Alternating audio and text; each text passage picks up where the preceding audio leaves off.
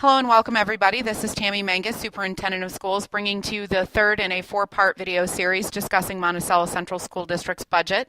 The first slide that I would like to bring forward to you is our actual district baseline. This slide shows to you that we are currently serving 2,930 students. We have 87 classrooms at our elementary level. Our middle school offers 292 classes each day, while our high school is able to offer 435. We have 69 athletic programs and 26 clubs, organizations, and activities, but overall we need to work forward together to be one Monticello. The most pressing questions that we need to ask when we are trying to make decisions regarding our budget and fiscal management is, what do we actually want for our children and what do we want for our future? One way to look at this might be to increase where we currently stand in significant places. For example, our current graduation rate rests at 65%, but we're shooting for a goal of over 90%.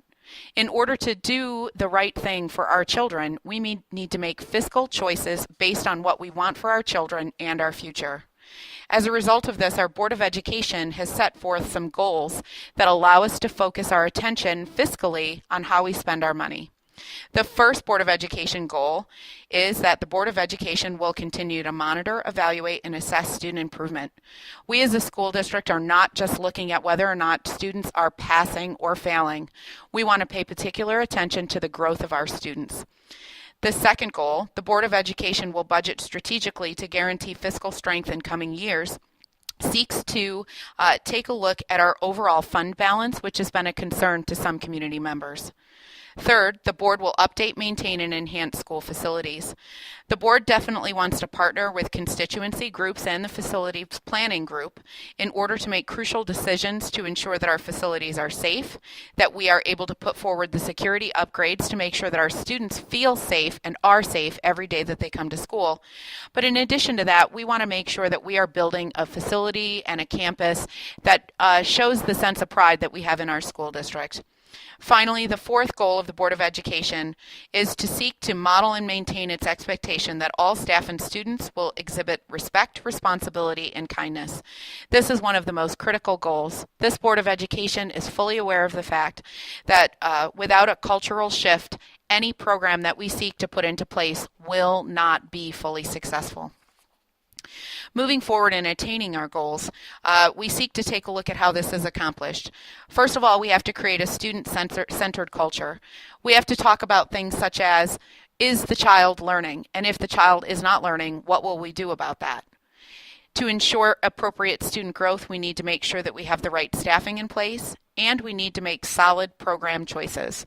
All of this comes through as a result of the budget management.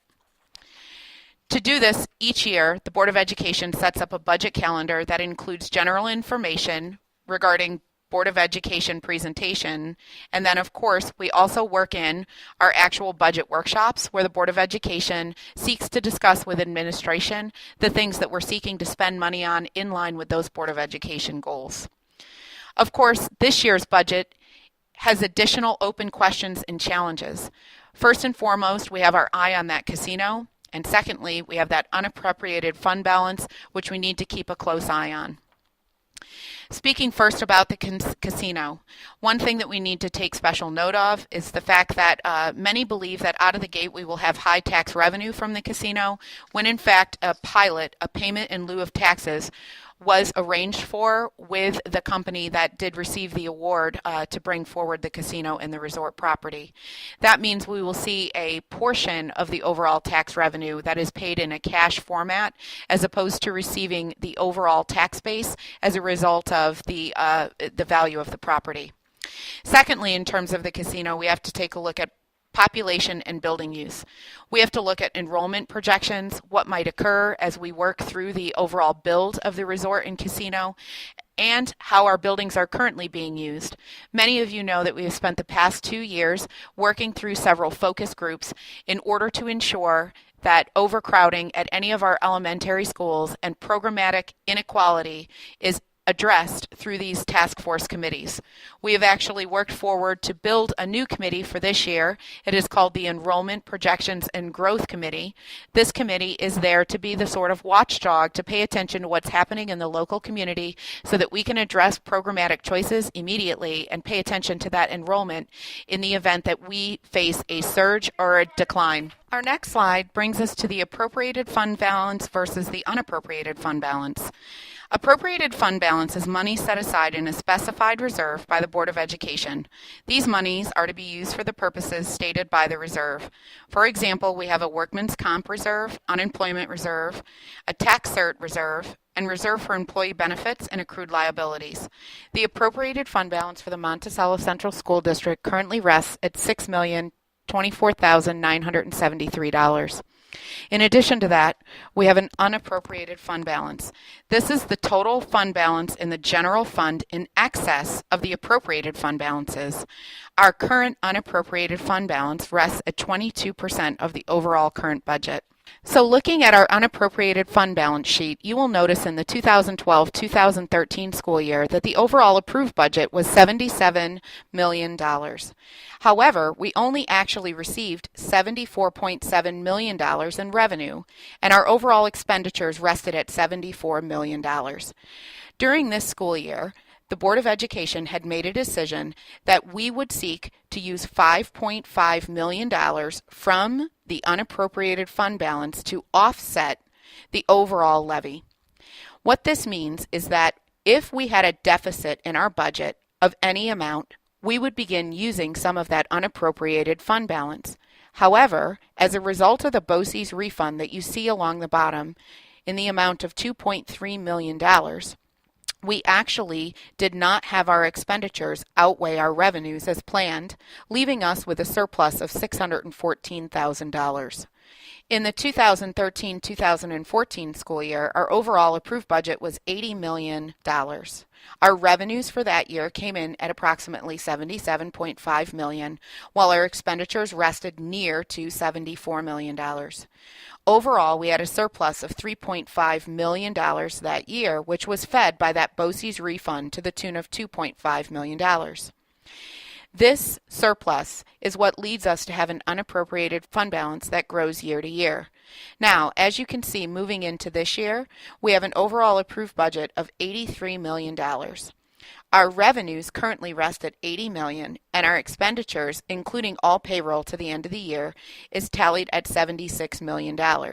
Our current surplus rests at $3.6 million, but it should be acknowledged that we do have almost a full half school year, and much of that surplus will be spent down. In coming years, we seek to run in a planned deficit to allow us to use a certain portion of our unappropriated fund balance in order to offset the overall tax levy and continue to diminish the amount in that fund balance, maintaining a level of fiscal responsibility while allowing us to plan forward for the unexpected things that may come our way as a result of the casino and resort being built here in our community. The unappropriated fund balance on the next slide, as you can see, can be used for several things. First and foremost, a capital reserve. This capital reserve can be set up to cover in whole or part the cost of any object or purpose for which a school district may issue bonds pursuant to the local finance law. It should be noted that the Monticello Central School District has not had a major capital project since the year 2000. Additionally, unappropriated fund balance, as I stated on the last slide, can be used to continually offset the overall budget. Again, this brings us all back to our key focus points. What is our budget doing for us?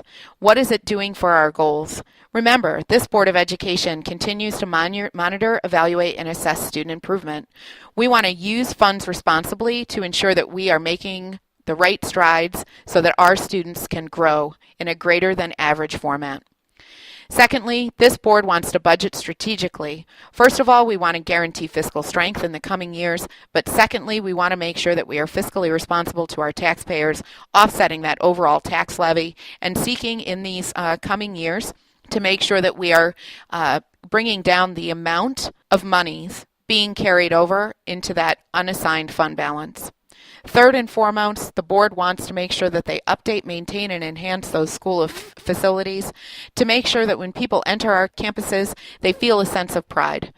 Fourth, and finally, the board will model and maintain its expectations that all staff and students will exhibit respect, responsibility, and kindness. If we seek to be a district of distinction, if we seek to become a better Monticello, we must build on our schools. We must build a brighter Monticello Central School District. Which brings us back to our original goals. What do we want for our children? What do we want for our future? What do you want for Monticello? Take care, be well, and have a wonderful, wonderful day.